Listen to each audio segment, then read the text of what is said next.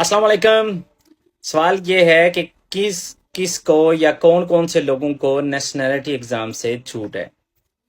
तो उसमें मैं आपको बता देता हूँ कौन कौन से लोगों को एग्ज़ाम देने की ज़रूरत नहीं है और कौन सी कंफ्यूजन है जिसकी वजह से बहुत सारे ये सवाल आ रहे थे, जिस वजह से मैं ये वीडियो बना रहा हूँ। तो सबसे पहले जो लोग 70 साल से ज़्यादा एज के हैं वो अपना डिस्पेंसा इस चीज़ पे अप्लाई कर सकते हैं कि 70 एज से वो ज़्यादा हो गए, इसलिए उन्हें एग्ज़ाम से छूट दी जाए और उनको मुकम्मल इम्तिहान से छूट मिल जाती है। दूसरे नंबर पे वो आ जाते हैं जिन लोग बच्चों ने यहाँ पे स्टडी की होती है, उनके पास एसओ है, ग्रादो मेडियो है, फेपे बासिका है या कोई बातचीरातो वगैरह कोई भी यहाँ की सनत है, डिग्री है उनके पास।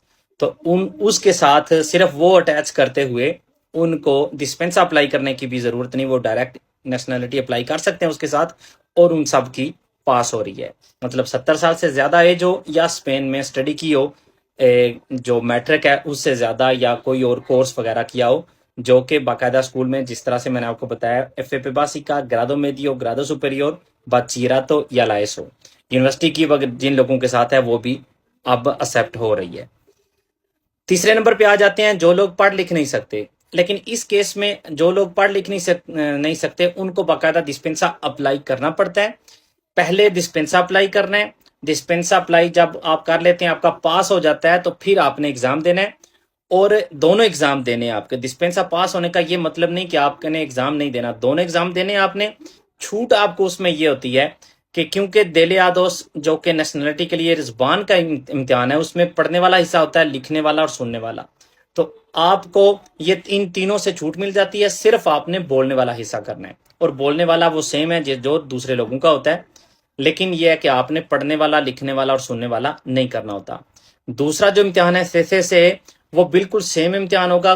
फर्क सिर्फ ये होगा कि आपके केस में वो आपसे एक एक सवाल करके पूछेंगे और आपने बोल के जवाब देना है, ए बी या सी। ये डिफरेंस है। एक सवाल बहुत दफा पूछा जाता है कि अगर मेरे खामद के पास या मेरी वाइफ के साथ पास नेशनलिटी है, तो क्योंकि उसके बाद अगर आपका निकाहनामा रजिस्टर हो जाता है तो 1 साल बाद आप अप्लाई कर सकते हैं नेशनलिटी।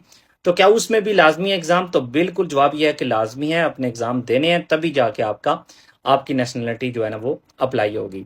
तो ये कुछ क्वेश्चंस थे इसके ऊपर, नेशनैलिटी का जो डिस्पेंसा है या किन लोगों को इसकी छूट है, ये एग्ज़ाम वो नहीं कर सकते। अगर फिर भी आपका कोई सवाल रह जाता है तो कमेंट्स में ज़रूर पूछिएगा। अल्लाह हाफिज़।